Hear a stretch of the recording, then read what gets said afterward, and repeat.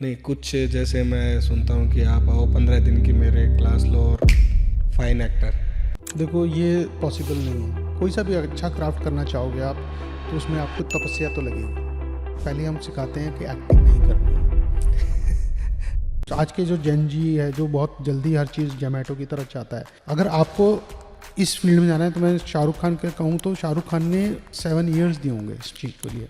Okay, पहला break मिलने तक। देखो, आज के टाइम में यूट्यूबर बन रहे हैं लोग, इंस्टाग्राम कर रहे हैं, सब कुछ कर रहे हैं, तो वो सोचते हैं कि ये सब जितना जल्दी हम लोग उस चीज़ को पा लें, और वो पाने के चक्कर में अच्छे एक्टर नहीं बन पा रहे। तो सर, आपने जो इंस्टीट्यूट का नाम रखा है बेरी जॉन मीडिया स्कूल, तो ये नाम आपने क्यों रखा? बेरी सर ऑलरेडी इतने नॉन थे कि आपने सिर्फ उनका फायदा लेने के लिए ये नाम रखा है कि क्यों? मैं और शाहरुख रात को हम जैसे निकले गाड़ी में तो पेट्रोल हो गया ख़त्म। उसके बाद वो गाड़ी में जो पेट्रोल डालना, एक जो बोतल पे पेट्रोल दिया उन्होंने डाला, वो तब भी नहीं, फिर फूंक मार रहे हैं उसमें। आप सब लोगों ने एक संस्कृत का श्लोक तो जरूर सुना होगा, गुरुर ब्रह्मा गुरुर विष्णु गुरुर देव महेश्वर गुरुर साक्षात पर ब्रह्म तस्मै श्री गुरुवे नमः। तो आज हम एक ऐसी शख्सियत से आपका इंट्रो करवाने जा रहे हैं जो हैं बीजेएस एक्टिंग स्कूल के founder mister Sanjay Sujitap ji. Welcome sir. Thank you. तो मैं जानना चाहूँगा कि आपकी शुरुआत कैसे क्या हुई, मतलब आप कैसे इस फील्ड में आए? मैं इस फील्ड में आने से पहले बहुत छोटा था। जब मैंने ये फील्ड शुरू की, तब हम थिएटर ग्रुप में एक्चुअल में एक्टर बनने के लिए आया था मैं। तो जब हमने देखा कि भाई एक्टर, उस समय एक्टिंग का इतना स्कोप नहीं था क्योंकि गिने चुने चैनल्स थे। तो मैंने जब सर से बोला कि सर मुझे ये चीज़ सीखनी है, मतलब सर मतलब बैरी सर, बैरी जॉन, तो उन्होंने बोला संजय इससे बेटर होगा कि तुम साथ के साथ कुछ और भी चीज़ें सीखो, जैसे आर्ट डायरेक्शन है, लाइटिंग है, साउंड है, मतलब बैक स्टेज का थोड़ा प्रोडक्शन का ज्ञान होना ज़्यादा ज़रूरी है। तो मैंने फिर ये काफ़ी सारा जो सेट डिज़ाइन कह सकते हैं हम, वो मैंने अपने स्टार्टिंग करियर में शुरू किया जब 83 समझ लीजिए, 83 से 93 तक मैंने प्रोडक्शन का काम किया, जो स्टेज से रिलेटेड, प्लेज से रिलेटेड बहुत सारे छोटे छोटे शोज़ अलग अलग लोगों के साथ भी किया हमने।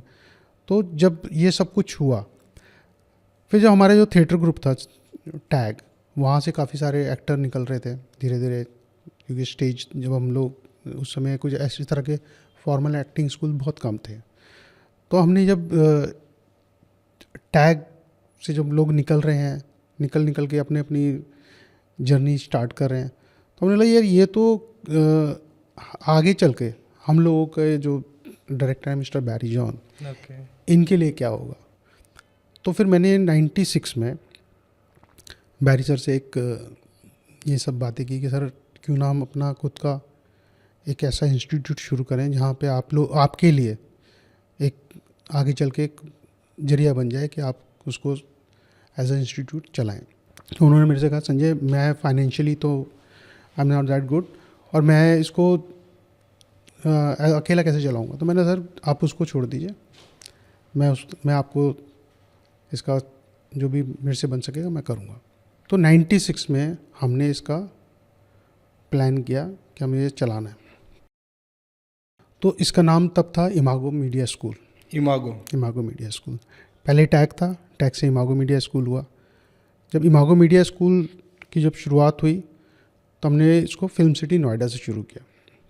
तब तक तो ये प्राइवेट लिमिटेड नहीं था, प्रोप्राइटरशिप में हमने चलाया। 97 में हमने इसको प्राइवेट लिमिटेड किया। ओके। हाँ जी।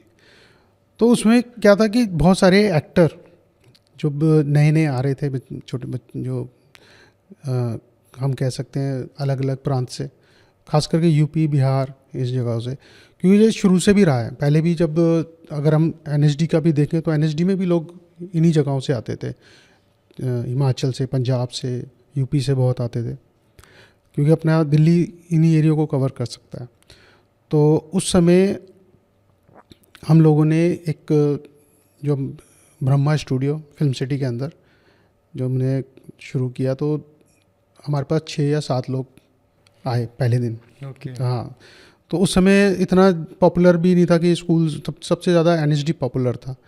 तो ये सब हमने उस समय अपने स्कूल के नींव रखी, और वहाँ से फिल्म सिटी से धीरे धीरे हमने वहाँ 5 साल निकाले। फिर वहाँ से हमने नोएडा से दिल्ली शिफ्ट किया। तो दिल्ली में जब शिफ्ट किया तो थोड़े और लोग बढ़े, और 5 साल दिल्ली में निकालने के बाद हमें वहाँ से भी छोड़ना पड़ा दिल्ली में, क्योंकि दिल्ली में जिस एरिया में हमारा स्कूल था वो लाल डोरे में आता था। तो वहाँ लाल डोरे के हिसाब से लोग कहते थे भाई आपको यहाँ से शायद जाना पड़ेगा, क्योंकि और मैं बिल्कुल नाम को लेके मैं बहुत ज़्यादा कॉन्शियस हूँ कि हमारा नाम ना ख़राब हो, कि भाई अगर बंद करना पड़ गया इस वजह से कि क्योंकि सीलिंग हो रही थी। तो हमने बोला चलो क्यों ना एक नया स्टेप लेते हैं, क्योंकि हम दिल्ली में भी जगह जगह जब जहाँ भी हम ट्राई कर रहे थे लोकेशंस, तो वहाँ सब जगह पे वही कॉस्ट, जो रेंट वाला जो एरिया है वो बहुत ज़्यादा कॉस्टली पड़ रहा था। क्योंकि सीलिंग के बाद लोगों ने अपने सबने जहाँ जहाँ अच्छी जगहें थी उन्होंने अपने रेट स्क्वायर फीट के हिसाब से बढ़ा दिए थे।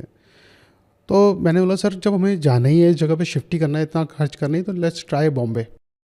तो उन्होंने बोला नहीं नहीं बॉम्बे इज़ वेरी एक्सपेंसिव, हम नहीं जा सकते ये वो। मैंने कहा सर लेट्स देखते हैं जो हो सकता है।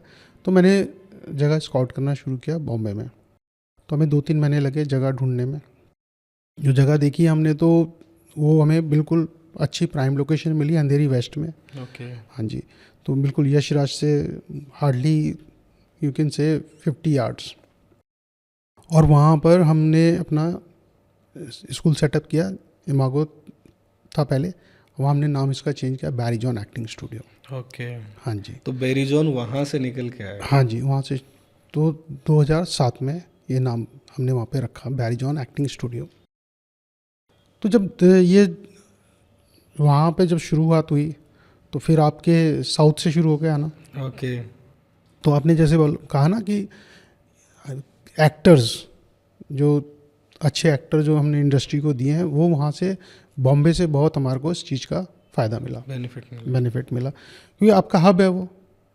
तो वहाँ तो सब तरह के जो लोग हैं वहाँ पे सभी पहुँचते हैं, चाहे वो आर्ट डायरेक्शन के लिए जा रहा हो, चाहे वो एक्टिंग के लिए जा रहा हो, साउंड के लिए जा रहा हो, चाहे डायरेक्ट, हर तरह के वहाँ पे आपका, खास करके जहाँ हम लोगों ने स्कूल चालू किया मेन पार्ट वो आपका अंधेरी था। वो तो बस हाँ, क्योंकि सारे न्यू कमर उधर ही हैं, सब कुछ उधर जी, ही है, जी। बाकी बड़े प्रोडक्शन हाउस उधर हैं। हाँ, तो ये सब आपने सोच के अंधेरी में किया है कि अंधेरी मतलब सिर्फ आप स्काउट कर रहे थे और लोकेशन मिल गया आपने कर दिया? नहीं नहीं ऐसा नहीं था। उसके पीछे से मैंने कहा ना 2-3 महीने मुझे लगे। मैं वैसे ट्राई तो 2002 से ही कर रहा था। जब हमने नोएडा से शिफ्ट किया था तो मैंने कहा क्यों ना बॉम्बे तब ट्राई कर। पर उस समय क्या हो रहा था कि बॉम्बे हमारी रीच से बाहर था। ओके। क्योंकि मैं उस समय दिल्ली में बहुत सारा अपना आर्ट डायरेक्शन का काम कर रहा था। उस समय पीक था आर्ट अच्छा, डायरेक्शन। मैं उस बात पे मतलब हाँ। मेरे को ये वाला पता नहीं था आपका ये पार्ट कि आप एक सेट डिज़ाइनर और प्रोडक्शन ये वाले सब किए हो, क्योंकि मेरे पास जो भी रिसर्च में आया तो वो था कि बीजेएस के फाउंडर एंड डायरेक्टर। तो जो ये मेरा आर्ट डायरेक्शन का जो काम था, ये मैं स्कूल की जो नींव रखने से पहले मैं वही कर रहा था, क्योंकि उसमें मेरी अच्छी पकड़ थी। क्योंकि मैंने तो वो काफ़ी, फुल टाइम काम था वो आपका? मेरा फुल टाइम काम था, अभी भी है। अच्छा, अभी भी करते हाँ हो? हाँ, अभी वो फुल टाइम है। क्योंकि वो जो मेरी ट्रेनिंग रही है, जो मैंने उस समय सीखा, वो मेरा बहुत काम आया आगे। और उस समय जब 93 की बात करें, 94 में तो बूम था नए नए चैनल खुलने का। न्यूज़ चैनल खुल रहे थे, मतलब कोई ऐसा न्यूज़ चैनल होगा जो शायद मैंने नहीं किया हो एज अ। मतलब मेनली आपका फोर्टे जो था वो न्यूज़ चैनल्स में था? मेरा ऑलराउंडर था, पर क्योंकि जैसे जैसे मेरे को, जैसे मैंने एक न्यूज़ चैनल का काम किया तो दूसरे चैनल का ऑटोमेटिक उसके साथ वर्ड ऑफ माउथ मिलता गया। वैसे मैंने जो शुरुआत की थी तो मेरा पहला सेट मंच मसाला था टेलीविज़न के लिए, जो सिद्धार्थ बासु जी के लिए था, जो दूरदर्शन पे वो प्रोग्राम आया था मंच मसाला। अच्छा अच्छा। हाँ जी। तो उसमें सौरभ शुक्ला जी और गजराज राव, लवलीन मिश्रा, ये सब काफ़ी सारे एक्टर थे जो उस समय आए इस शो के लिए। और उसके बाद फिर जैसे ही वो मंच मसाला रिलीज़ हुआ तो लोग पूछने लगे ये सेट डिज़ाइन किसने किया है। तो फिर धीरे धीरे वहाँ से मेरा रियलिटी शोज़ की तरफ भी काफ़ी तो काम। जब आपका वो इतना सब चल रहा था और आप मतलब उस टाइम पे पीक पे थे, डिमांड में भी थे, जी। तो फिर आपका ये स्टेप क्यों था? क्योंकि ये तो आपके एक जॉनर से बिल्कुल अलग हो गया, क्योंकि प्रोडक्शन और सेट डिज़ाइनिंग एक पूरा पार्ट अलग है। देन इधर एक्टर्स को मतलब उनको सिखाना समझाना, या एक्टिंग स्कूल अपन जैसे कहे। तो मैंने बैरी सर जी को असिस्ट किया काफ़ी साल, एज अ Okay. टीचर भी मैंने काम किया उनके साथ। तो उस समय हमें लगा कि ये इस तरह के एक्टिंग स्कूल की शुरुआत होनी चाहिए, और ख़ासकर वो मैंने बैरी सर के लिए किया था ओके। कि भाई उनके लिए एक जरिया बन जाए कि वो अपना एक फुल टाइम इसको अपना इंस्टीट्यूट चलाएं। तो सर आपने मतलब जो इंस्टीट्यूट का नाम रखा है, जैसे आप इमागो बोल रहे हो, इमागो के बाद आप अभी जो नाम जो चल रहा है इंस्टीट्यूट का, बेरी जोन मीडिया स्कूल चल रहा है, जी तो ये नाम आपने क्यों रखा? मतलब बेरी सर ऑलरेडी मतलब इतने नॉन थे कि आपने सिर्फ उनका वो फ़ायदा लेने के लिए ये नाम रखा है कि क्यों? नहीं, मैं आपको थोड़ा सा पीछे ले जाऊंगा, क्योंकि जिस समय हम लोग थिएटर ग्रुप कर रहे थे, थिएटर ग्रुप में थे, तो उस समय क्या हो रहा था कि काफ़ी अच्छे अच्छे लोग निकल चुके थे हमारे यहाँ से, जैसे मीरा नायर हो गई, लिलेट दुबे हो गई, अच्छा, ये सब आपके साथ जी, में थे? सिद्धार्थ बासु हो गए, ये सब आगे बढ़ चुके थे।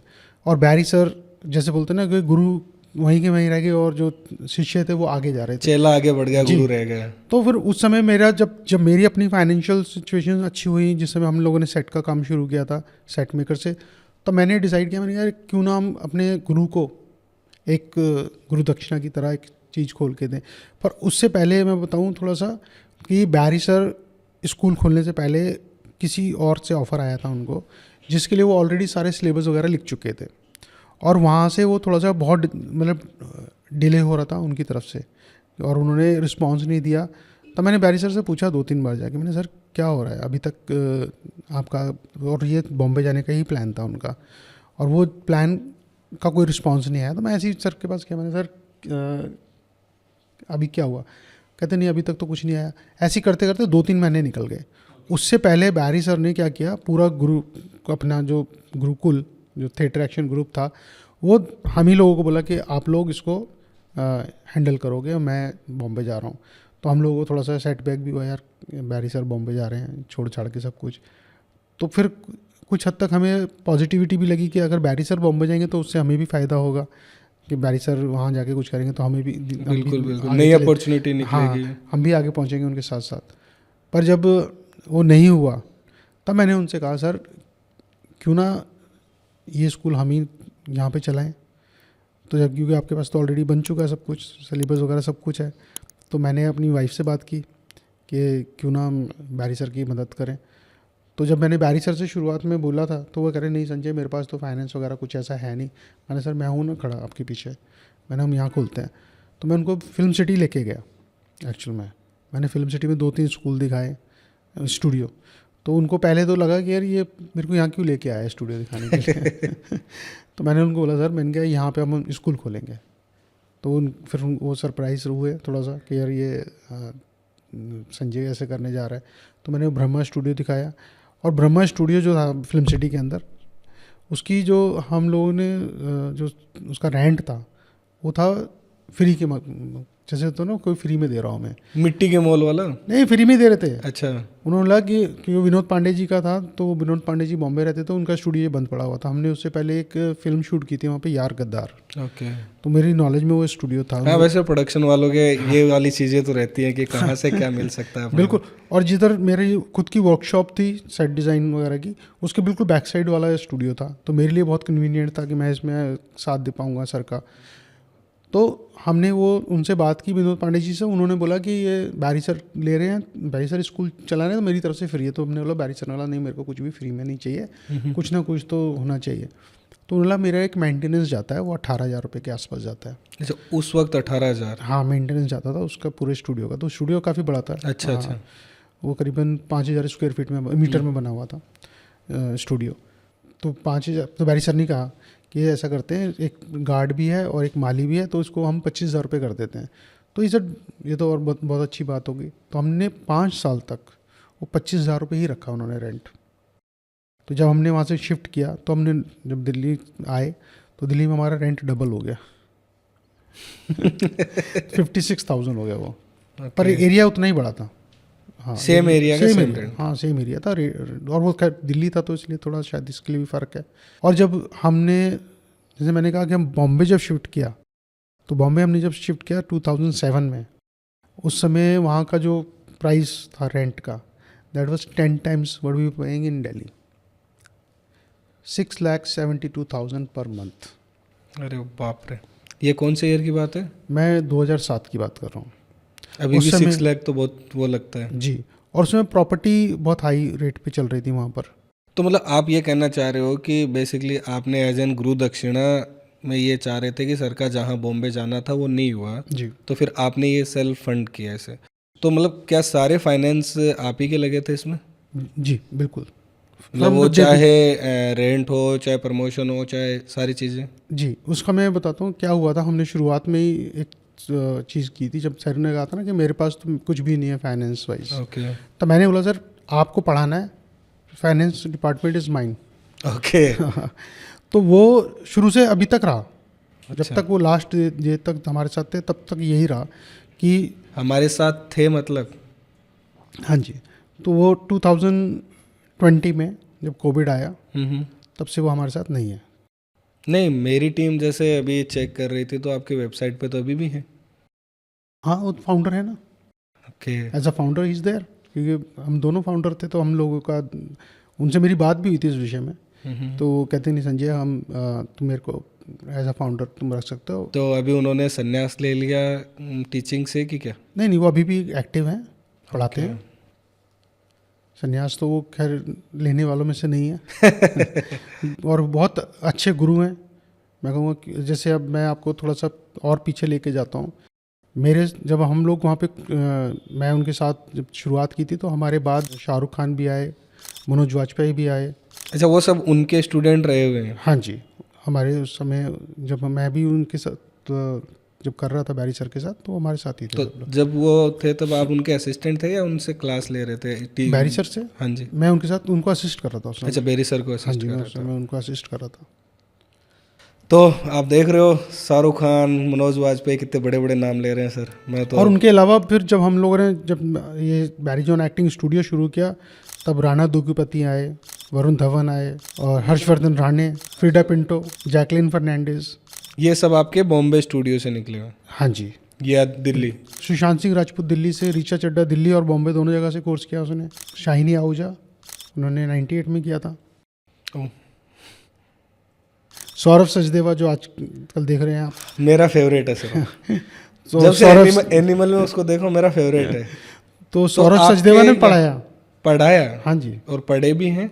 पहले पढ़े 2001 में उन्होंने पढ़े हमारे यहाँ से, बेरी जोन से या जब इमागो था तब? इमागो। इमागो से। तो मैं सौरभ सचदेवा के बारे में थोड़ा सा कहना चाहूँगा कि सौरभ सचदेवा ने मेरी काफ़ी मदद की जब हम जगहें ढूंढ रहे थे वहाँ पर शुरुआत में, जब अच्छा, बॉम्बे की बात कर हाँ रहे जी, हो। ओके। कि सौरभ पहले शिफ्ट हो चुके थे वहाँ पर। तो उन्होंने फिर उसके बाद वो उन्होंने असिस्ट किया बैरी सर को, फिर उन्होंने पढ़ाया वहाँ पर तो कितने साल तक पढ़ाया उन्होंने? Almost 9 years. अभी उनका भी कुछ वर्कशॉप का खुद का चलता जी, है या एक्टिंग स्कूल है उनके? नहीं, वो उनका वर्कशॉप्स का वो खुद एक्ट भी करते हैं और ये भी Okay. चला रहे हैं। Brilliant actor sir. जी, और brilliant teacher was that. Teacher I don't know, but actor brilliant. नहीं, और अच्छे इंसान भी है। मिलेंगे सर कभी आपसे। हाँ जी। तो सर, ये सब सुन के जो नाम आप बता रहे हो, सौरभ सचदेवा, शाहरुख खान, जितने बड़े बड़े नाम, मेरे को ऐसा लग रहा है आधे से ज़्यादा बॉलीवुड तो सिर्फ बेरी जॉन एक्टिंग स्कूल ने दिए। मैं एक टाइम की और बात बताता हूँ। 2011 में 14 न्यू कमर्स आए, न्यू कमर्स लॉन्च हुए। उसमें से 11 हमारे BGS के थे। मतलब जो एज एन फीचर फिल्म में लॉन्च हुए? जी, एज अ फीचर फिल्म में। नाम अगर नाम तो मैं भी कैसे बताऊं, मेरे को खुद को इतने सारे नाम याद नहीं है। जब मेरे एक्चुअल में क्या हुआ, जब बैरी सर ने एक न्यूज़पेपर ऐड, जो न्यूज़पेपर आया, हाँ जी, तो उन्होंने न्यूज़पेपर में घुमा घुमा के सर्कल बना रखे थे। तो मेरे को बताया कि संजय देखो, ये 14 लॉन्च हुए हैं, उसमें से 11 तो हमारे ही हैं।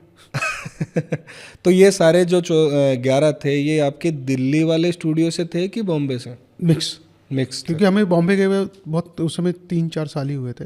ओके। तो उससे बॉम्बे से हमारे उस समय 6 लोग थे, 4 लोग दिल्ली से, 4-5 दिल्ली से थे। तो मुझे ऐसा लग रहा है कि मेरे जो प्रोडक्शन कंपनी और स्टूडियो में जितने भी लोग आते हैं, तो मुझे रिकमेंड करना चाहिए बेरी जॉन एक्टिंग स्कूल।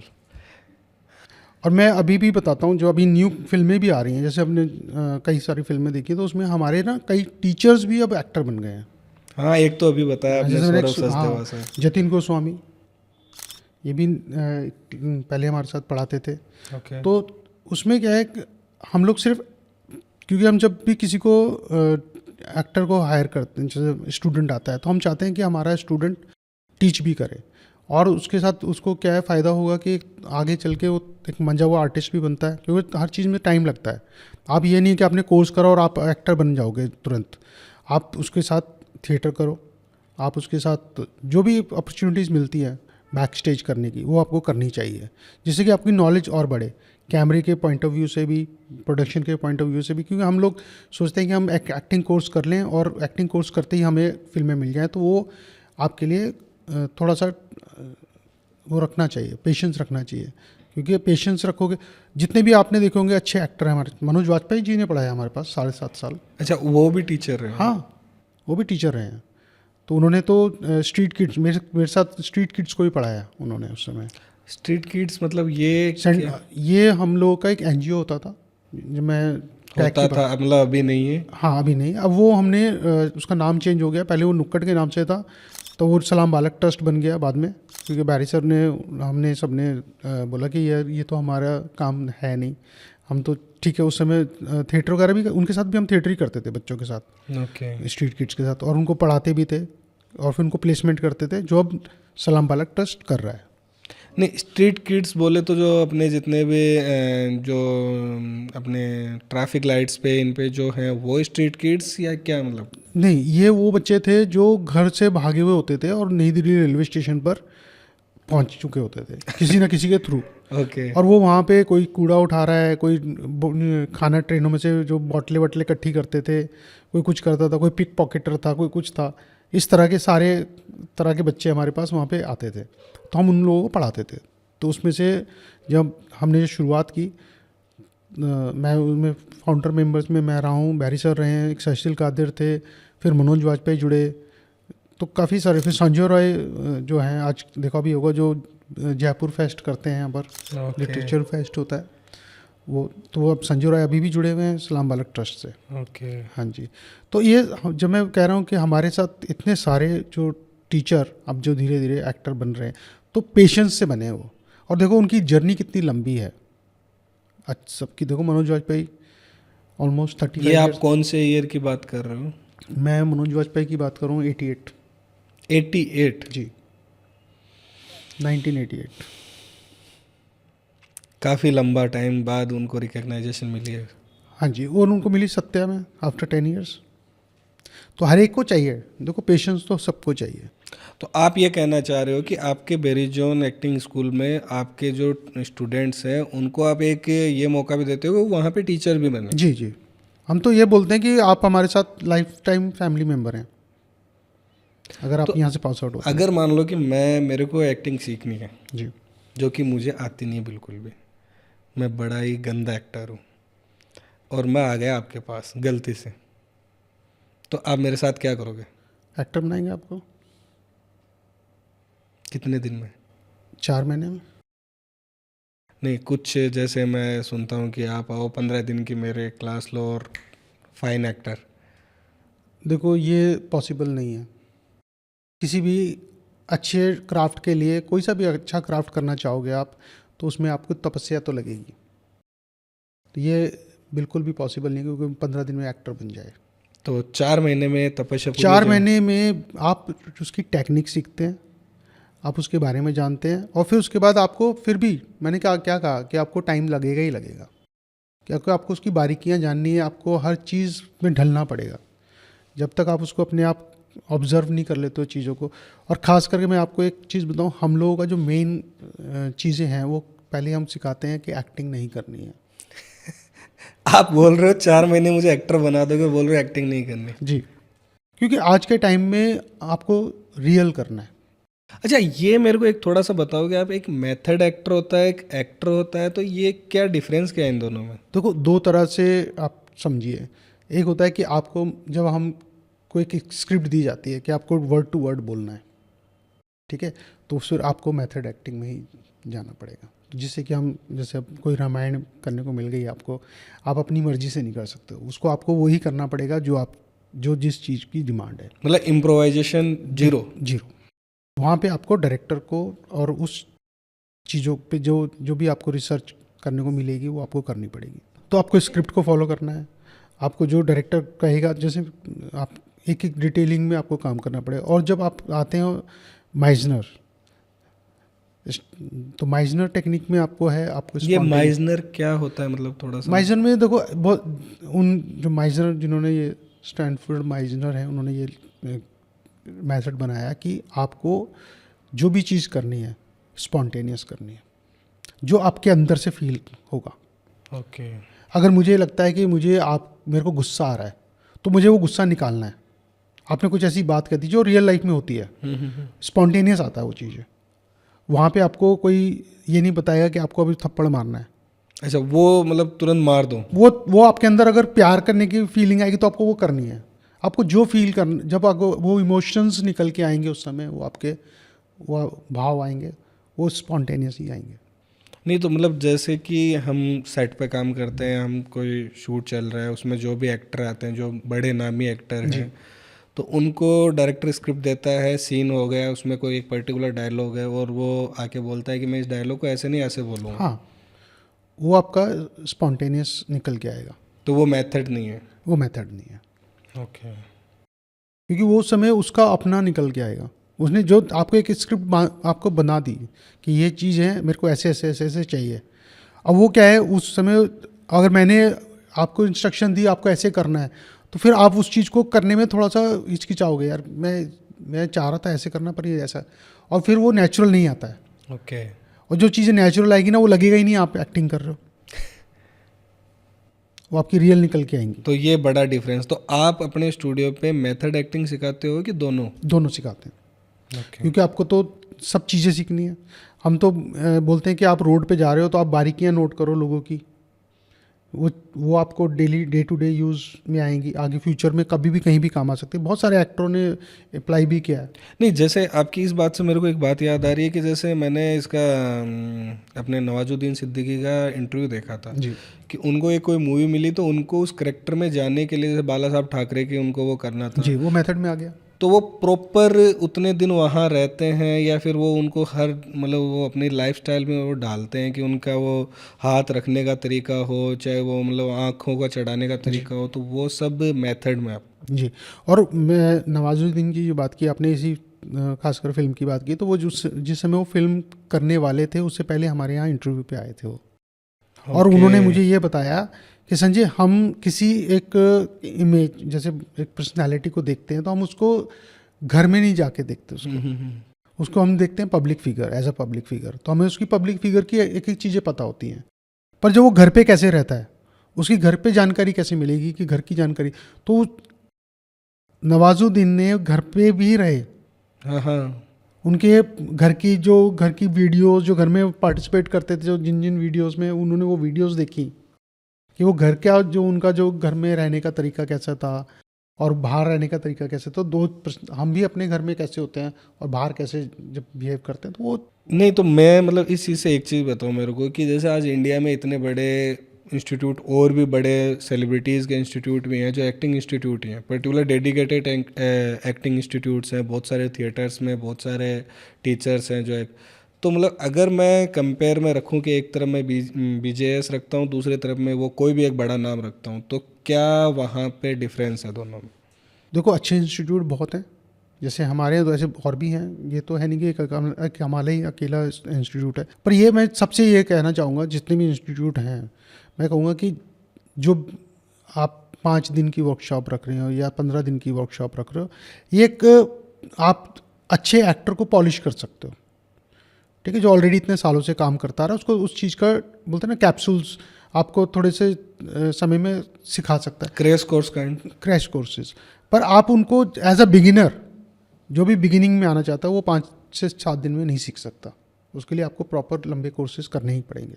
तो अभी जैसे मैं बात करूं, जब आपने स्टार्ट किया था, आपने बताया 90s में आपने स्टार्ट किया, तब से लेकर अभी 20s में आप 21 में आ गए अपन, तो एक तरीके से तो इसमें मतलब एक्टिंग की अप्रोच कितनी चेंज हुई है? बहुत चेंज हुई है।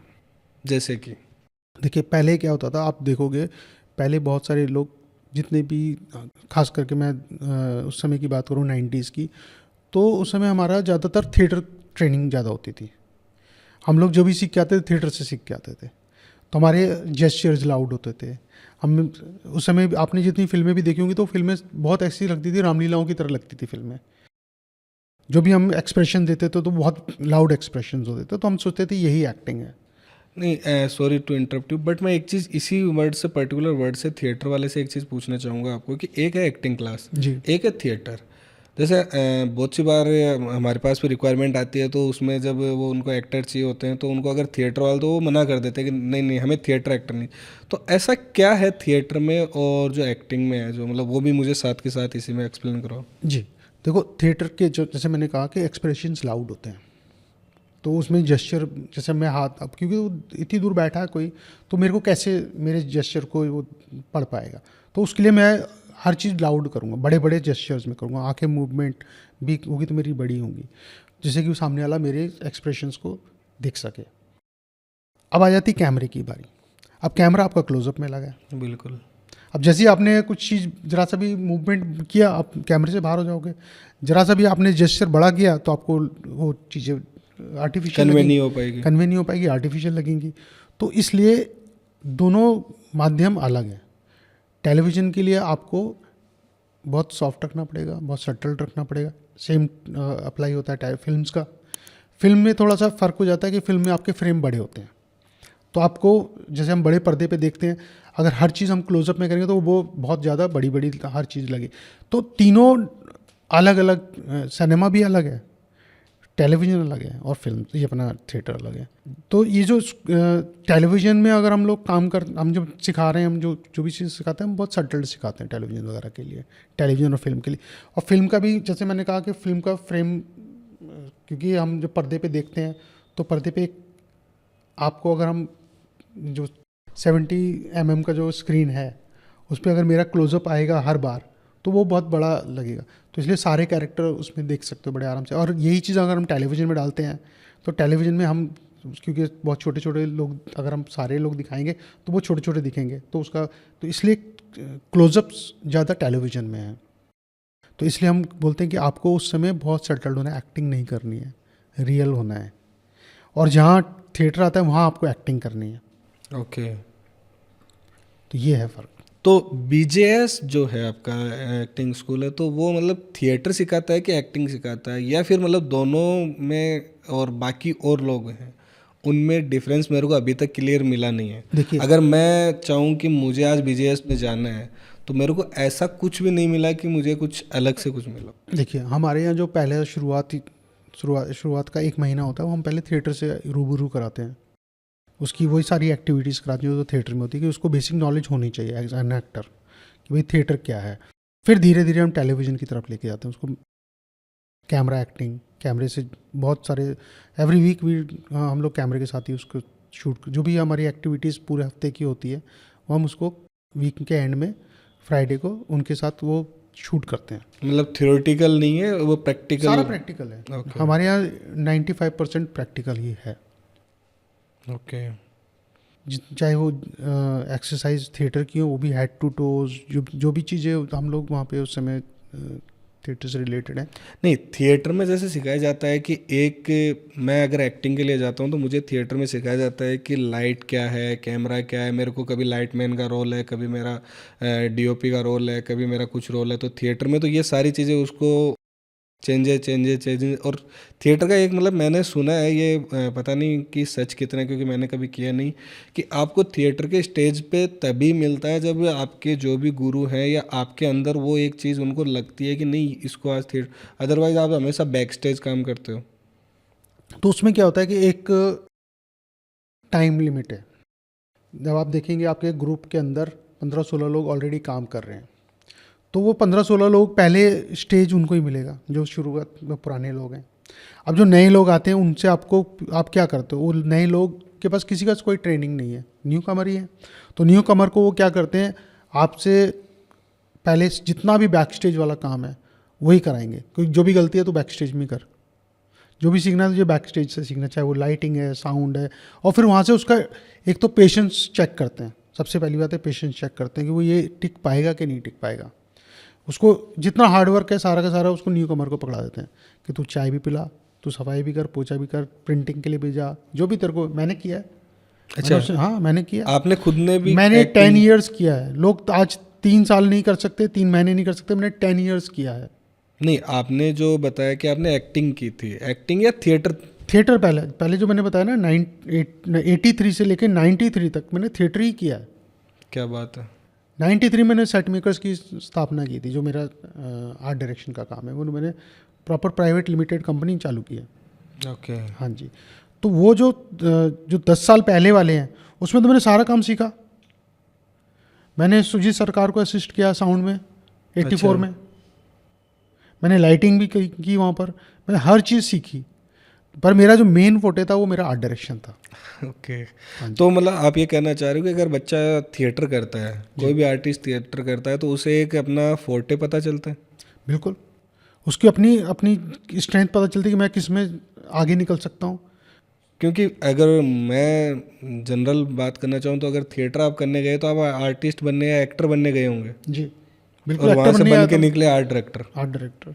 तो उसका मैंने अभी एक छोटा सा एग्जांपल और देता हूँ चीज़ों का, कि देखो जब आप एक एक्टर बनना चाहते हो, एक्टर को पूरे साल तो काम मिलने वाला नहीं है।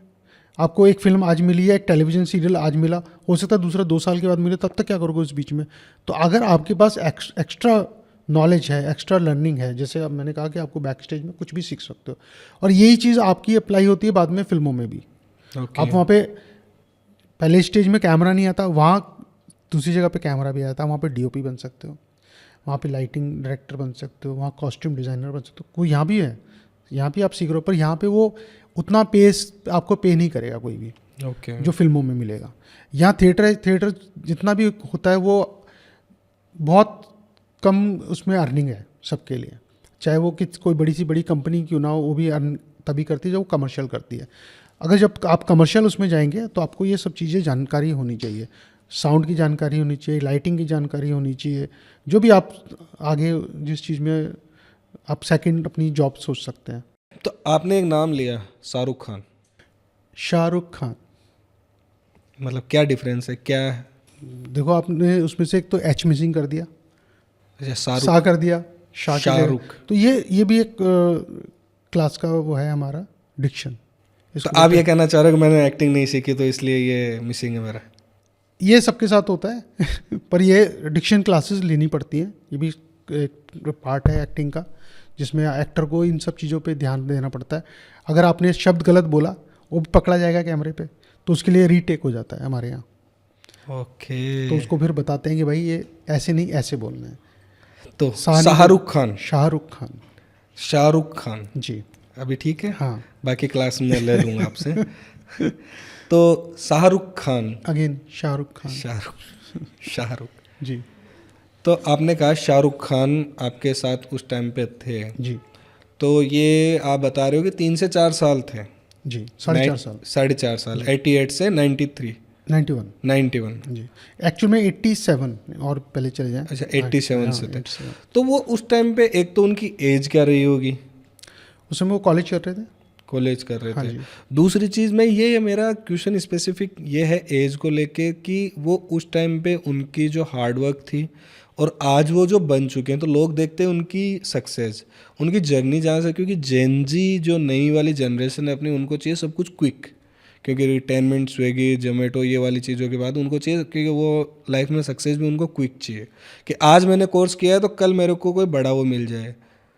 तो मैं थोड़ा सा एज स्पेसिफिकेशन और उनके हार्डवर्क और आपके साथ के तालमेल पे बात करना।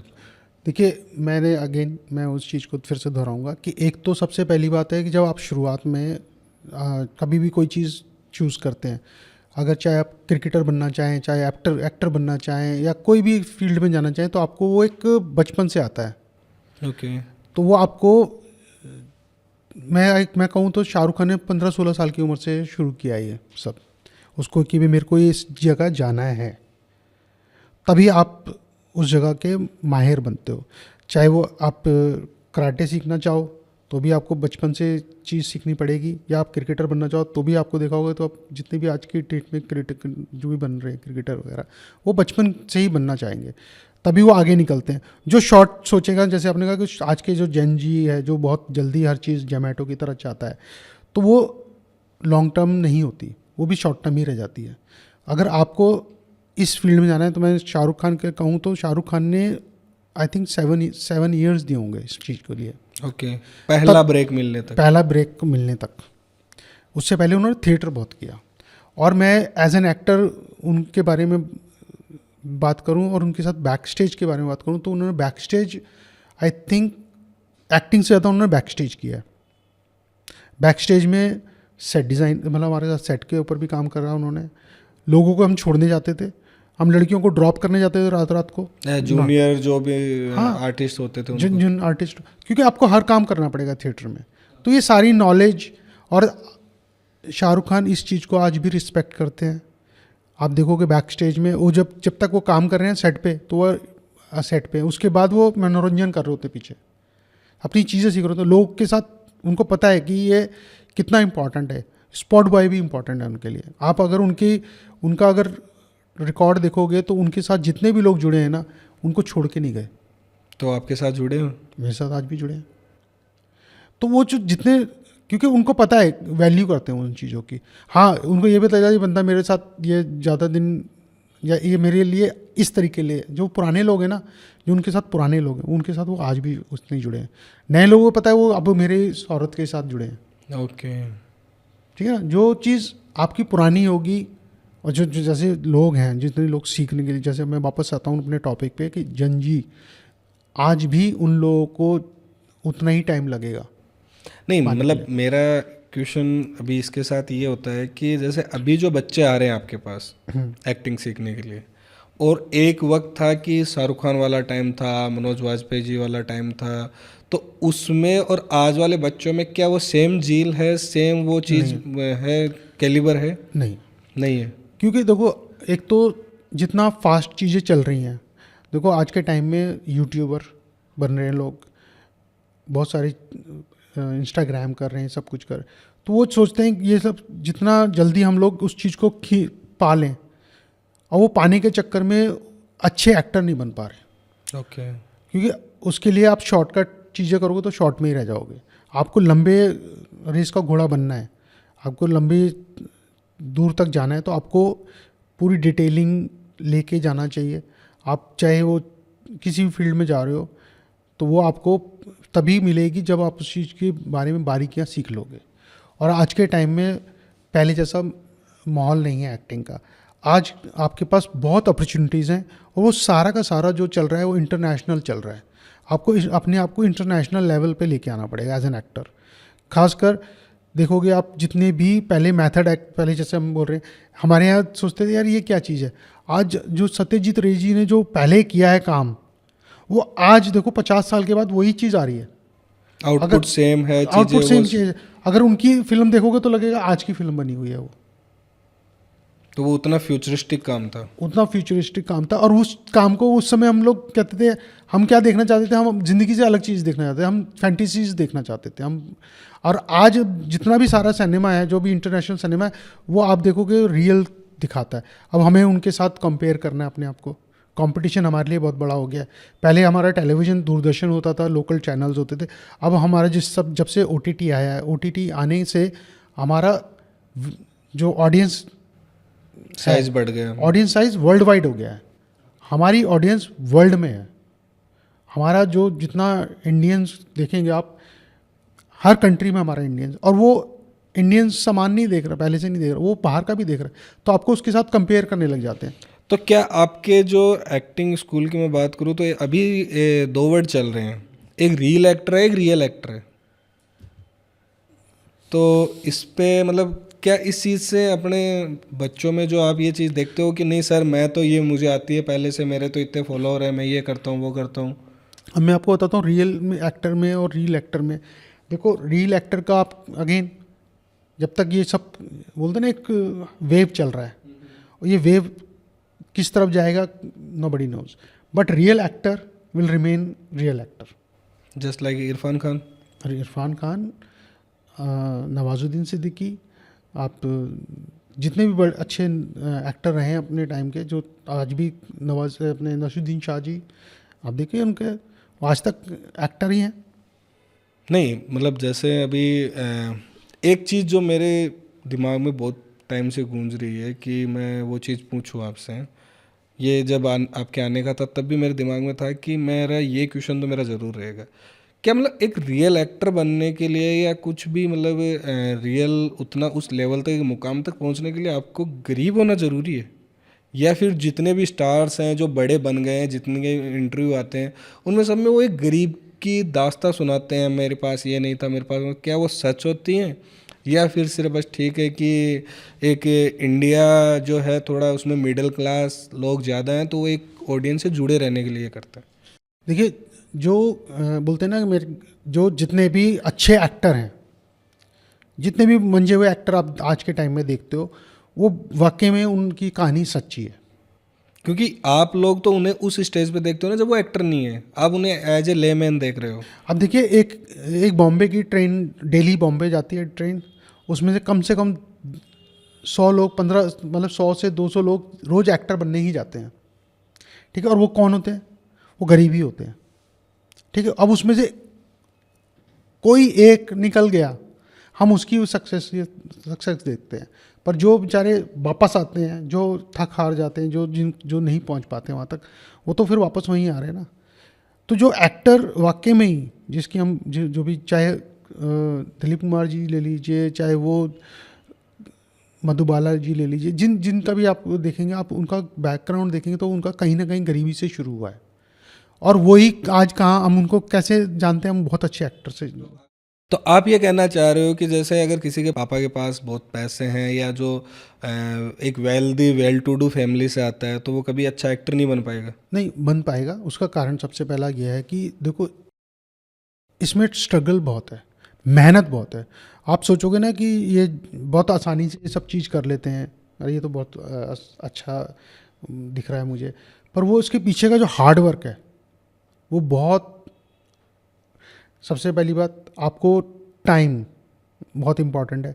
कई बार सुबह 5 बजे का कॉल टाइम होता है, कभी रात, पूरी रात काम करना पड़ता है। आप देखोगे 18 घंटे की शिफ्ट करते हैं एक्टर लोग। तो जो वेल ऑफ होता है पीछे से, वो कहता है यार मेरे बस की नहीं है ये। पर जो जो गरीब होगा, उसके पास कोई और ऑप्शन नहीं है, उसके फादर ने उसको सपोर्ट नहीं किया यहाँ तक आने के लिए, वो अपनी मेहनत से पहुँच रहा है। उसको पता है कि मैं अगर ये नहीं करूँगा तो मेरे को निकाला जाएगा। नहीं, अगर मैं इस बारे में बात करूँ तो जो अपने एक बॉलीवुड में बहुत अच्छा और बड़ा नाम है संजय दत्त सर जी। तो वेल ऑफ थे, उनके पापा अच्छे डायरेक्टर थे और राइटर भी थे, बढ़िया वेल कनेक्टेड थे पूरे उनमें, तो वो भी बने हैं। आज आज भी वो एक उस कैटेगरी में आते हैं कि हर दूसरी फिल्म में वो देखने के लिए मिलते हैं। फिर मैं बात करूँ चाहे अजय देवगन की, पर अब हम उन जिनकी आपने बात करी है, संजय दत्त जी की, और पर उनके फैमिली बैकग्राउंड देखेंगे, उन्होंने तो स्ट्रगल किया ना। ओके। मम्मी पापा ने तो स्ट्रगल किया। ठीक है, और संजय दत्त जी को भी नहीं मिला इतनी आसानी से। पहले की 1-2 फिल्में देखा होगा उनकी, वो भी नहीं चली हैं, उनको भी बहुत टाइम लगा, उनको भी समझ में आया। तो आप ये कहना चाह रहे हो कि चाहे गरीब हो चाहे अमीर हो, हाँ जी, एक्टिंग आपको सीखनी पड़ेगी? एक्टिंग का मेन रीज़न मैं बता देता हूँ क्या है। सिर्फ एक्टिंग नहीं है, एक्टिंग के पीछे का जो सच है वो ये है, हार्ड वर्क। ओके। बहुत हार्ड वर्क है।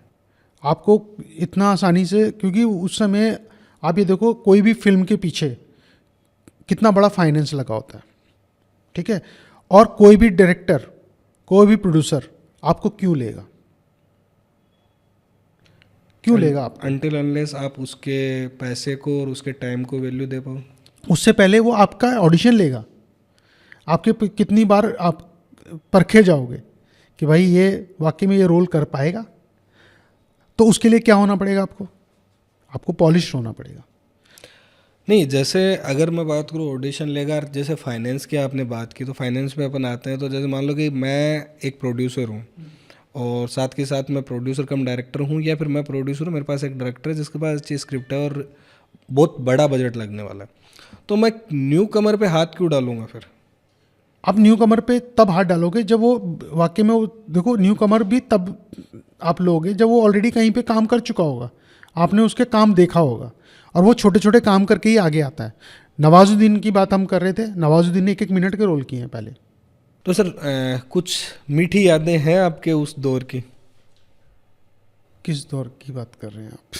जिस दौर में शाहरुख खान और आप थे, साथ में? किस्से तो बहुत सारे हैं, जैसे कि मैं और एक शाहरुख रात को 3 दोस्त थे, हम निकले होटल से, तो दोस्त को तो ड्रॉप कर दिया, अब मैं और शाहरुख बचे।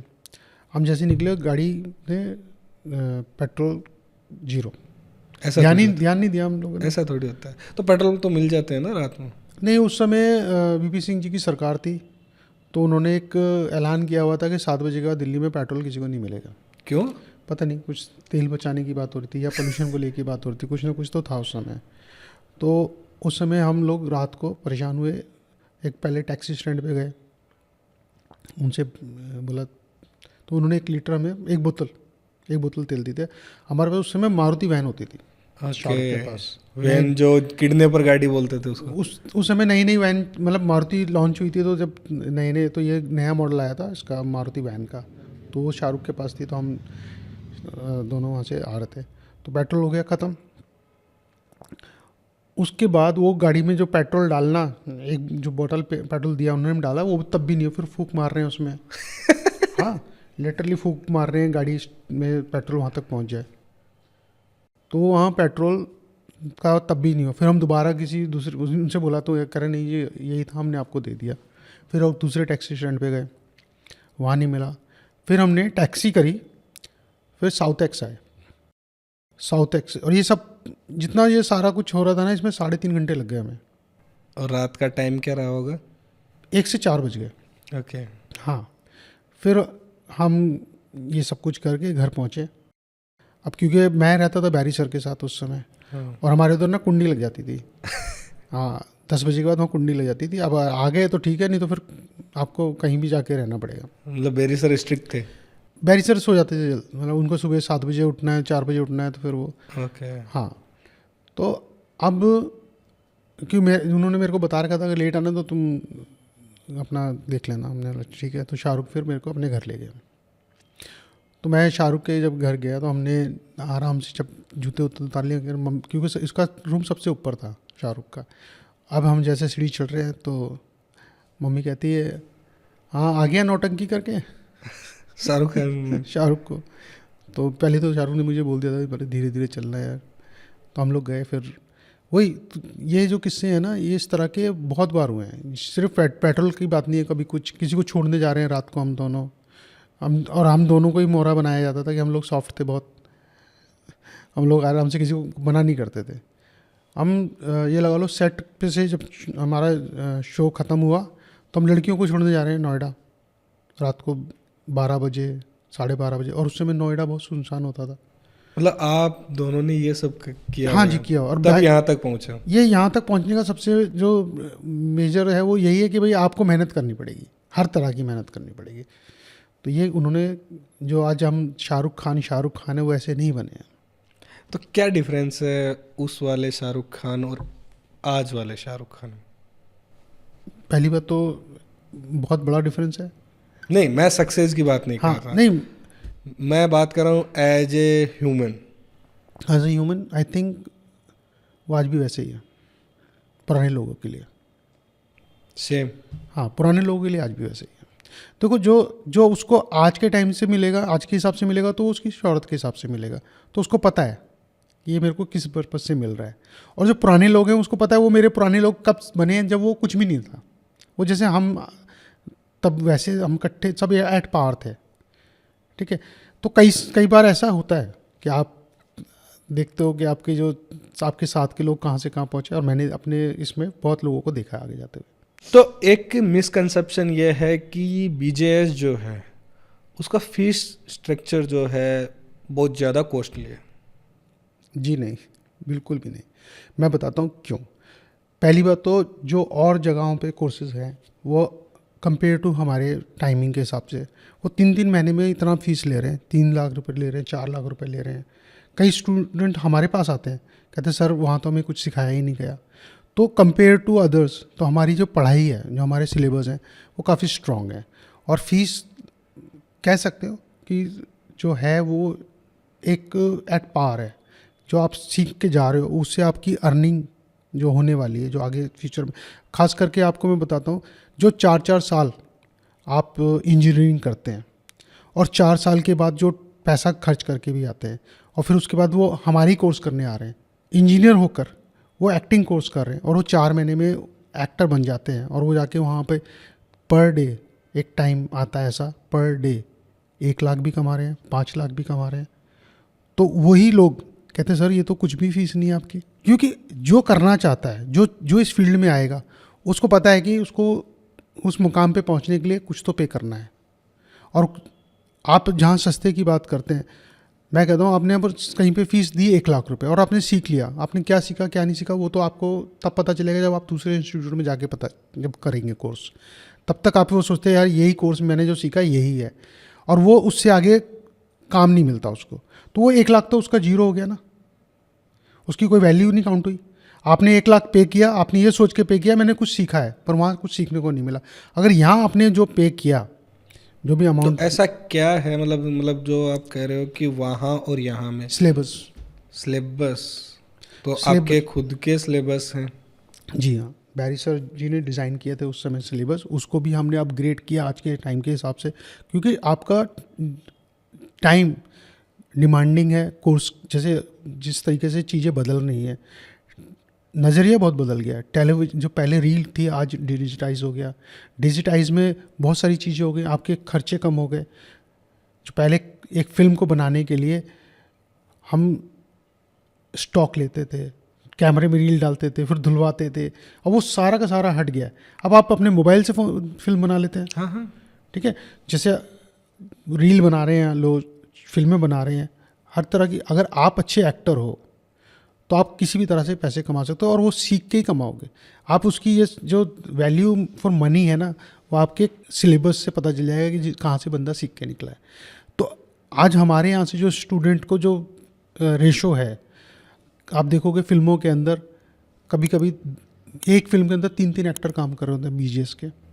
अच्छा, तीनों के तीनों आपके मतलब? हाँ, ये तो बहुत है। ही अच्छा नंबर है। एक लव सोनिया फिल्म आई थी जिसमें मनोज वाजपेयी, फ्रेडा पिंटो, रीचा चड्डा और 2 और एक्टर थे, जिन एक्ट्रेस हैं मेरे को ठीक से नाम याद नहीं आ रहे।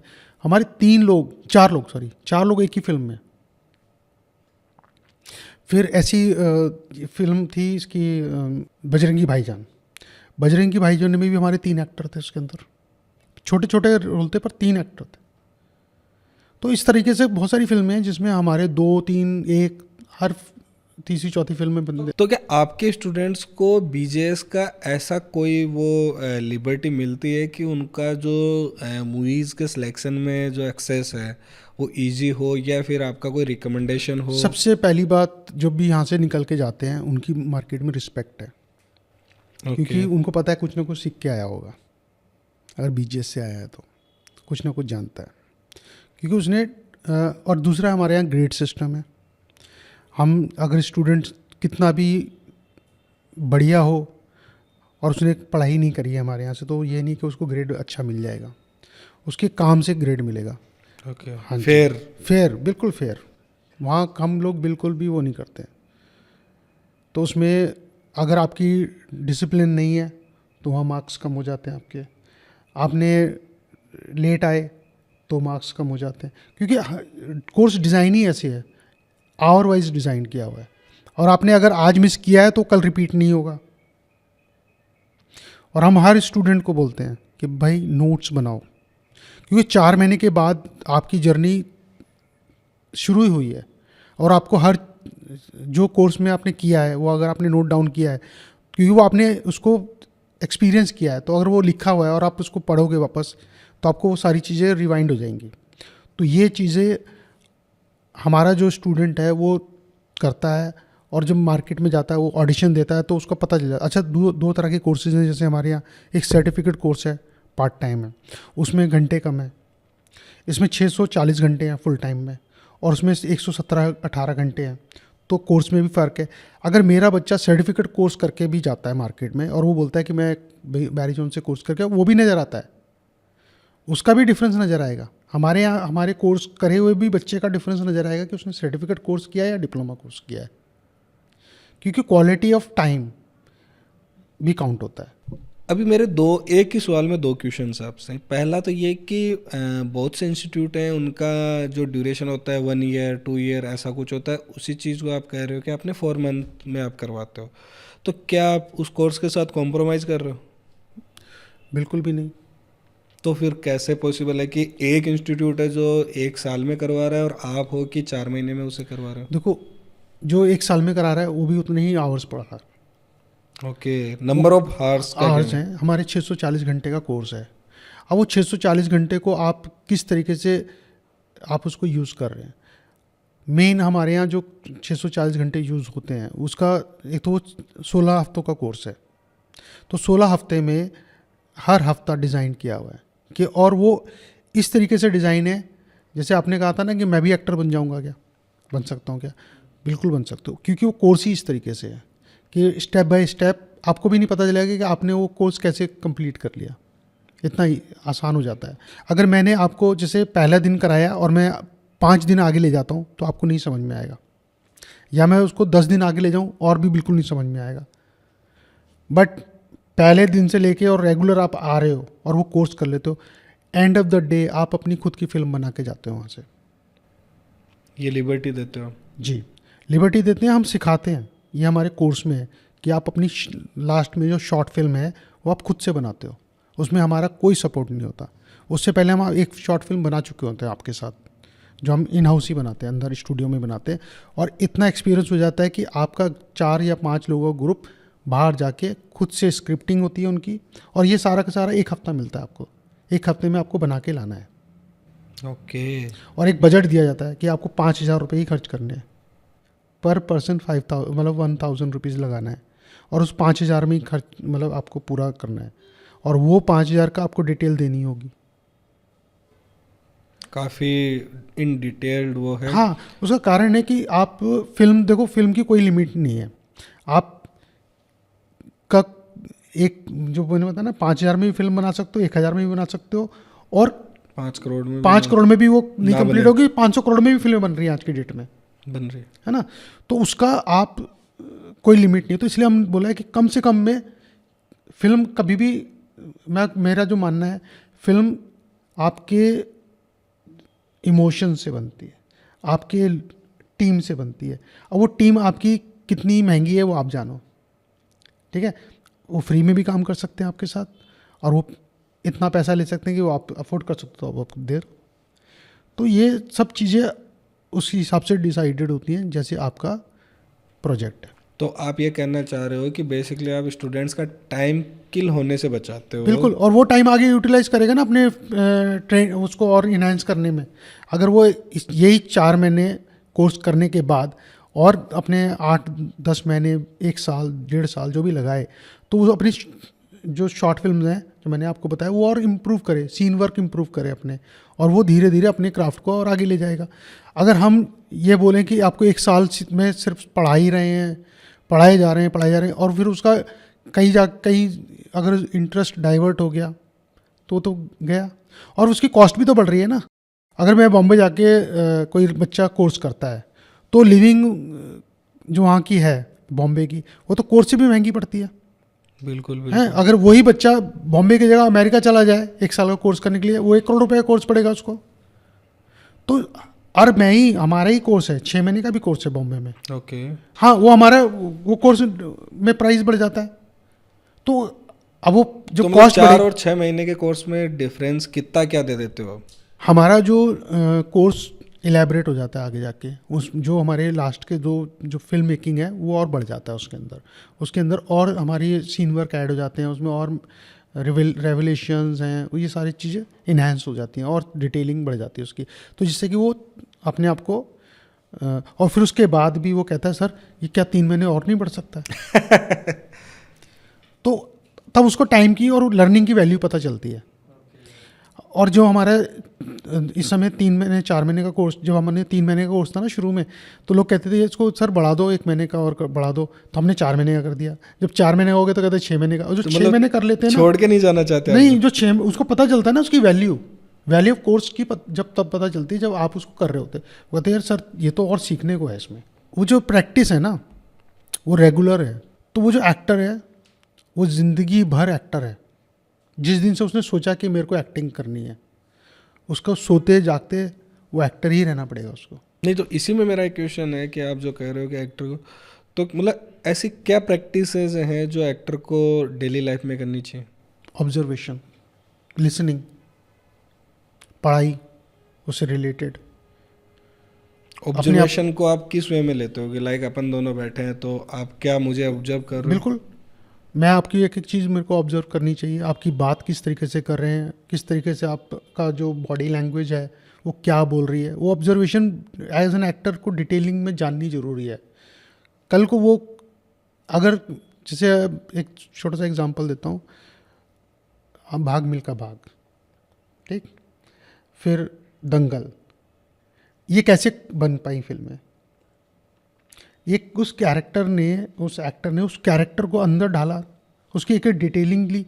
आप उस कैरेक्टर के कितना करीब जा सकते हो, तो वो तभी जाओगे जब आपके अंदर वो ऑब्जर्वेशन पावर रहेगी। एज एन एक्टर आपको एक एक चीज़, बोलते हैं ना, डायरेक्टर ने मुझे कुछ चीज़ बोली करने के लिए और वो मैंने रूबरू कर दी उसकी बोली, तो इसका मतलब मैंने डायरेक्टर को सुना। ओके। ठीक, तो वो लिसनिंग भी बहुत ज़रूरी है। एक्टर को जब वो सामने से कोई बोल रहा है, बिल्कुल सारा कुछ छोड़ के पूरा का पूरा कंसंट्रेशन। तो बहुत सारी चीज़ें हम लोग मेमोराइजेशन सिखाते हैं अपने इसमें कि आपको क्या क्या चीज़ें। आज बहुत सारे शोज़ में शाहरुख खान जी के पास स्क्रिप्ट नहीं होती, उनको सब कुछ याद रहता है। कैसे रहता है? वो पीछे पूरा पढ़ के मेमोराइज करके जाते हैं ऐसा। तो मेमोराइज की कुछ टेक्निक्स आप बताते हो कि किस वे में? हाँ, एक्सरसाइजेज हैं हमारे यहाँ। अगर 20 बच्चे हैं तो एक सर्कल बना दिया जाता है, बारी बारी आपको नाम बोलना है, अपने नाम के साथ सबका नाम बोलना है। फिर वो दूसरा बोलेगा, वही सेम नाम रिपीट करेंगे, तो नेम गेम बोलते हैं उसको हम लोग। तो ये सारी चीज़ें मेमोराइजेशन। फिर हमारे पास जो मोनोलॉग्स होते हैं, वो इतने 2-2 पेज के मोनोलॉग्स होते हैं, इतने डिफिकल्ट। मैं कई बार बोलता हूँ अपने स्टूडेंट्स को, मैंने कहा ये मोनोलॉग कर लिया ना तुमने, तो तुम सारे कुछ कर लोगे। ओके, तो वो पूरा मेमोराइजेशन का गेम है। हाँ, तो वो चीज़ें बहुत इंपॉर्टेंट है एक एक्टर को। जैसे ऑब्जर्वेशन, आप कह रहे हो ना, हर चीज़, सोते जागते जहाँ भी जा रहे हो आप कल्चर को देख रहे हो, तो आपको कोई भी हो सकता है उस कल्चर की फिल्म में काम करना पड़े। आप पंजाब जा रहे हो तो पंजाबी कल्चर है। हमारे यहाँ तो इंडिया में तो कल्चर की कोई कमी ही नहीं है। हर 10 किलोमीटर पे नया हाँ, कल्चर है। लैंग्वेज बदल जाती है, बोलने का तरीका बदल जाता है, कपड़ों का तरीका बदल जाता है, खाने का तरीका बदल जाता है। तो आपको तो हर जगह जाना चाहिए, एज एन एक्टर सीखना चाहिए। तो जैसे आपने पहले स्टार्टिंग में बताया स्ट्रीट वाला आप लोग करते थे, उससे मेरे को एक क्वेश्चन है अभी भी, क्या वैसा कुछ अभी भी बैरिजोन करते हैं? हाँ, हम लोग शोज़ करते हैं बच्चों के लिए, उसी तरह के बच्चों के साथ हम लोग आज भी नहीं, जैसे मैं जो पूछना चाह रहा हूँ वो मेरा मतलब मेन, अगर मैं डायरेक्ट बात करूँ तो वो ये है कि कुछ लोग हैं जिनका टैलेंट बहुत है, बट उनके पास ऐसा कोई सोर्स नहीं है कि चाहे आप बिल्कुल मिनिमल सी फीस भी रखो तो वो भी वो पे कर पाए। तो मैं उसके लिए मैंने एक चीज़ डिज़ाइन की है, जो मेरे अपने मन से मैंने उस चीज़ को फील भी किया कि कुछ पेरेंट्स ऐसे होते हैं जो अफोर्ड कर सकते हैं, जो जिस तरीके से हमारे यहाँ बच्चे आते हैं, वो एक ऐसा टैलेंट है जो अभी छुपा हुआ है और उसको कोई अफोर्ड नहीं कर सकता। विलेजेस से बहुत फ़ोन आते हैं हमारे पास, सर मैं कोर्स करना चाहता हूँ, क्या इसकी फ़ीस कम हो सकती है? तो हम लोग ये फील करते हैं कि यार क्यों ना उन लोगों के लिए कुछ ऐसा प्लेटफॉर्म क्रिएट किया जाए कि ये भी आगे आए। तो सच बताऊं कि पहले जो हमारे यहाँ जैसे बच्चे अप्लाई करते हैं, उस समय कॉल्स आते हैं, तो वो ये पूछते हैं, सर क्या ये कोर्स सस्ते में हो सकता है, क्या फ्री में नहीं हो सकता, क्या कोई स्कॉलरशिप नहीं है? तो मुझे बहुत सालों से मेरे मन में था कि ये हमारा ही कोर्स फ्री होना चाहिए लोगों के लिए, क्योंकि टैलेंट इतना है हमारे देश में और वो बेचारा प्लेटफॉर्म नहीं मिलता उनको। तो उसके लिए मैंने एक प्लेटफॉर्म क्रिएट किया। अच्छा, अभी आपका कुछ है ऐसा? हाँ, और ये अभी से नहीं है, मैंने ये प्लेटफॉर्म 98 में सोचा था। उस टाइम सोचा था, अभी आप इस पे काम कर रहा हूँ। और 98 में सोचा था कि हम क्यों ना उन टैलेंट को लेके आएँ जो टैलेंट प्योर है। और ये मेरा कोई नई चीज़ नहीं है। आपने अगर सुना होगा, राजेश खन्ना जी भी, जितेंद्र जी भी बिल्कुल बिल्कुल बिल्कुल। हैं, धर्मेंद्र जी, वो- ये सब फिल्म फेयर के थ्रू आए, राइट। और उस समय कोई चार्जेस नहीं होते थे, हाँ हाँ बिल्कुल, कुछ नहीं ठीक है। होता था। तो और वो देखो, वही लोग कितने साल तक चले। That was a real talent, pure talent, है ना। और कई लोगों को चांसेस मिलते थे तो वो फिर वो धीरे धीरे धीरे धीरे धीरे धीरे सीख सीख के आगे बढ़ते थे। तो अब हमने जो प्लेटफॉर्म क्रिएट किया है उसका नाम है जुनून है तो जीत है। मतलब ये एक आपका रियलिटी शो की तरह है। अच्छा शो है, ओके। हाँ जी। मुझे लगा कोई संस्था का नाम इतना बड़ा रख दिया आपने। नहीं, एक शो का नाम है जुनून है तो जीत है।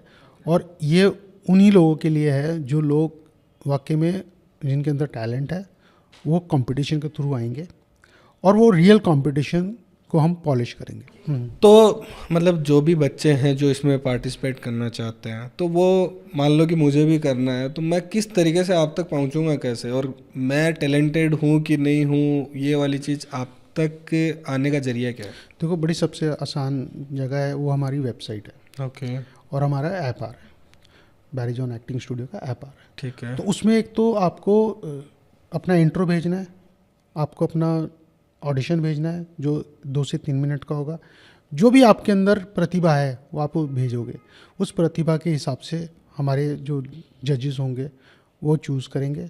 उसमें से हम 100 पार्टिसिपेंट्स को बुलाएंगे, उनके साथ हम एक प्रॉपर शो तैयार होगा, उधर उनका सिलेक्शन होगा। जो 20 विनर्स होंगे वो हमारे इस कोर्स को ले पाएंगे फॉर फ्री, ओके, फ्री। 20 लोग। और ये अभी तक का शायद इंडिया में पहला ऐसा रियलिटी शो है जो आपको 20 लोगों को एक साथ विनर बनाने वाला है। अच्छा, तो मतलब ये आपका एक तरीका है वापस सोसाइटी को गिव बैक करने का? जी। और उसमें एज लिमिट का भी रखा है हमने, 18 साल से 55 साल तक का कोई भी व्यक्ति जिसके अंदर टैलेंट है वो इसमें पार्टिसिपेट कर सकता है। ये तो काफ़ी अच्छा इनिशिएटिव है जी। आपका। और ये भी गारंटी है कि अगर वो टैलेंट वाकई में पॉलिश हो जाता है हमारे यहाँ, होगा, और उसको हम फिल्म भी देंगे। ओके, तो कुछ फिल्म्स आपके मतलब? हमारे पास खुद के प्रोजेक्ट्स लाइन अप है ओके, जो हम बच्चों के साथ करना चाहेंगे। तो क्या ये मतलब आप सिर्फ एक बार के लिए कर रहे हो, वन टाइम है ये? नहीं, ये सीजनल है। सीजन साल में 2 बार सीजन होंगे इसके। अच्छा, ओके, मतलब just like MTV hustle kind of its reality show. Reality, हाँ, प्योर रियलिटी शो है जो बच्चों को एक प्लेटफॉर्म देने वाला है आगे जाके। DID type? जी। ओके, तो वहाँ से अगर आपका जो टैलेंट आता है तो उसको आप, एक तो आप उसको कह रहे हो कि हम उनको जो भी 100 का हम एक सिलेक्शन करेंगे, उनमें से टॉप 20 जो रहेंगे उनको आप फ्री ऑफ कॉस्ट आपका जो भी कोर्स है वो दोगे? जी, जो हमारा मेन कोर्स है। अच्छा, मेन कोर्स हाँ, है। main कहीं मतलब मैं ये सोच रहा था कहीं पता चले 7 दिन का आपने कोर्स नहीं करवा नहीं दिया, नहीं, फ्री नहीं। कर दिया बच्चों ये हमारा जो 4 महीने का कोर्स है ये उनको मिलने वाला है। को। ओके, हाँ जी। तो फिर उसके बाद उनके साथ क्या कुछ रहेगा कि बाद में वो कोर्स करो फ्री वो जाओ? नहीं, उसके बाद देखिए, सबसे पहली बात तो जो हमने उठाया है वो ऑलरेडी पॉलिश, मतलब क्रीम है, और हम क्रीम को पॉलिश कर रहे हैं, तो वो डेफिनेटली कहीं ना कहीं पहुंचने वाला है। ओके, तो उसके लिए हमारे खुद के अपने प्रोजेक्ट हैं, हमारी खुद के 3 फिल्में लाइंड अप हैं जिसमें हम उनको चांसेस देंगे, और हमारे अलावा लोग और भी लोग चांस देंगे क्योंकि वो ऑलरेडी सेलिब्रिटी हो चुके होंगे। ओके, तो आपका जीत है, जुनून है क्या? जुनून है तो जीत है। तो इसका मोटिव क्या है? सबसे बड़ा मोटिव यही है कि जो टैलेंट जिसके अंदर वाकई में जुनून है तो उसको हम जीत दिला के रहेंगे। तो आप एक वो पूरा जरिया बन रहे हो कि जो भी एक टैलेंट है जिसमें जुनून लेके बैठा उसकी जीत। जी। और ये अभी से नहीं, ये मेरे मन में बहुत सालों से चला आ रहा था, तो और ये मैं इसको एक्चुअल में अपने पूरे स्कूल को ही चाहता था कि ये फ्री में कोर्सेज हों इंडिया के तो अंदर। कर क्यों नहीं देते फ्री में? Running cost. हाँ, खैर ये देखिए, बड़ा आप फैक्टर है। आप देखिए, बॉम्बे में हम लोग प्राइम लोकेशन पे बैठे हैं, दिल्ली में हम प्राइम लोकेशंस पे बैठे हैं, उनकी एक अपनी कॉस्ट है, टीचर्स की अपनी कॉस्ट है, मार्केटिंग की एक अपनी कॉस्ट है। तो वो, तो अगर जैसे टीचर्स की आप बात करो तो आपके इंस्टीट्यूट में जो फैकल्टीज़ हैं उनके बारे में मतलब थोड़ा सा, अगर जैसे मान लो कि मैं कहीं किसी गांव में बैठ के मैं ये रील देख रहा हूँ जी, या मैं ये पॉडकास्ट देख रहा हूँ, तो अब मुझे ये जानना है कि चलो आपका नाम अच्छा है, वेरी जोन एक्टिंग स्कूल का नाम बहुत अच्छा है, बट राइट नाउ जब मैं जाऊंगा वहाँ पढ़ने पर्सनली, तो मेरे को वहाँ जो फैकल्टीज मिलेगी वो कौन होगा? हमारे यहाँ से जो स्कूल से पास आउट स्टूडेंट होते हैं, हम उन्हीं को अपनी फैकल्टी बनाते हैं। ओके। जैसे मेरा ये रहता है कि जैसे कोई भी बच्चा है, मैं मान लूँ, या कोई भी नया बच्चा है, वो किसी भी एक्टिंग स्कूल में जाता है तो उसके एक बैक ऑफ द माइंड ये रहता है कि यार मैं उस स्कूल में जाऊंगा, या मान लो कि किसी बड़े एक्टर की एक्टिंग स्कूल है या कुछ भी है, तो वहाँ मेरे को बड़े बड़े एक्टर देखने के लिए मिलेंगे। क्या आपके उसमें ऐसा कुछ है कि जैसे मैं आया और कुछ जो अपने गेस्ट लेक्चर काइंड ऑफ होते हैं तो? देखो, मैं अपने स्टूडेंट को पहले बात क्या कहता हूँ कि तुम सेलिब्रिटी हो। ओके। तुम सेलिब्रिटी देखने नहीं आए हो, तुम सेलिब्रिटी बनने आए हो। तुम खुद सेलिब्रिटी हो। किसी से हम हाथ मिलवा के कुछ सेलिब्रिटी नहीं बना सकते। बड़ी बात कह रहे हो सर आप। तो ये जो है, नहीं सीरियसली, आप देखिए ना, मेरे स्टूडेंट के जो, मेरे यहाँ से जो स्टूडेंट निकले हैं वो सेलिब्रिटी तो बन रहे हैं। बात तो हाँ, तो अगर मैं किसी सेलिब्रिटी को बुलाता हूँ तो मैं उन्हीं को बुलाता हूँ जो अपना एक्सपीरियंस शेयर करके जाते हैं। वो वहाँ सिखाने नहीं आए, वो अपने आप अपनी जर्नी जिन्होंने जो, और हम बुलाते भी उनको हैं जो वाकई में जिन्होंने उस चीज़ को महसूस देखा किया और वो उस प्लेटफॉर्म पे पहुँचे। तो उनको भी पता होना चाहिए कि ये जो जर्नी है, एक्टर की जर्नी, कितनी डिमांडिंग है। तो ये पॉडकास्ट देखने के बाद एक चीज़ तो आपको समझ आ गई होगी कि एक्टर बनना इतना इजी नहीं है, उससे भी ज़्यादा डिफ़िकल्ट जो है वो एक्टर को बनाना है। तो वाई BGS सो सक्सेसफुल, और उसकी बैकबोन जो संजय सर हैं, उनसे बात करके एक चीज़ समझ आई है कि इतना आसान कुछ भी नहीं है। आपको हर एक स्टूडेंट पे काम करना पड़ता है, उनके डे टू डे। इवन इन्होंने ये तक भी बताया है कि वो लेट आ रहा है तो उस चीज़ पे भी ये लोग काम करते हैं। क्यों सर, बिल्कुल, सही कह देखो रहा मैं हूँ? उसका एक थोड़ा सा रीज़न बताता हूँ क्या है कि क्यों इन चीज़ों पे ध्यान देना पड़ता है। जैसे मैंने कहा ना कि एक प्रोडक्शन के पीछे बहुत पैसा लगा होता है। अगर आप पंचुअल नहीं हैं उस जगह पर, तो वो आपको अगली फिल्म में नहीं लेगा। तो जो पंचुअलिटी को लेकर के जो बात है ना, उसका रीज़न यही है कि जितने भी बड़े बड़े प्रोड्यूसर्स हैं उनका पैसा लगा। हाँ, नहीं, ये चीज़ वाली बात पे मैं एक बात कहूँगा कि जैसे अभी हमारा सेट चल रहा होता है, एज एन प्रोडक्शन में काम करता हूँ, अपनी कंपनी प्रोडक्शन काम, तो सेट पूरा रेडी होता है, सब रेडी है, सब वेट कर रहे हैं कि कब एक्टर आए, तो उसकी वजह से वो कभी 2 घंटे लेट है, कभी 4 घंटे लेट, प्रोडक्शन कॉस्ट तो रनिंग आउट हो रहा है। जी, और बहुत सारी चीज़ें, जितने हमारे क्रू मेंबर्स होते हैं वो क्रू मेंबर भी आपको काम दिलवाते हैं। क्यों? वो उनको पता है यार फलाना एक्टर बहुत अच्छा है, बहुत अच्छा बिहेव करता है, और ये सब के ऊपर है। हम लोग बोलते हैं ईगो नहीं होना चाहिए आपके पास। आप जब कहीं पे जा रहे हैं, पूरी लाइफ ईगो को घर पे छोड़ के जाओ, क्योंकि आपको एक स्पॉट बॉय भी बहुत मकाम दिला सकता है, और वो एक स्पॉट बॉय आपको नीचे भी पहुंचवा सकता है कंप्लेंट करके, यार ये बेकार आदमी है। क्योंकि वो जो हमारी इंडस्ट्री है ना, वो वर्ड ऑफ माउथ चलती है, वर्ड ऑफ माउथ चलती है। और वो इतना इम्पॉर्टेंट रोल है पंचुअलिटी, कि आपका पैसा बचा रहा है वो एक्टर, पंचुअल है।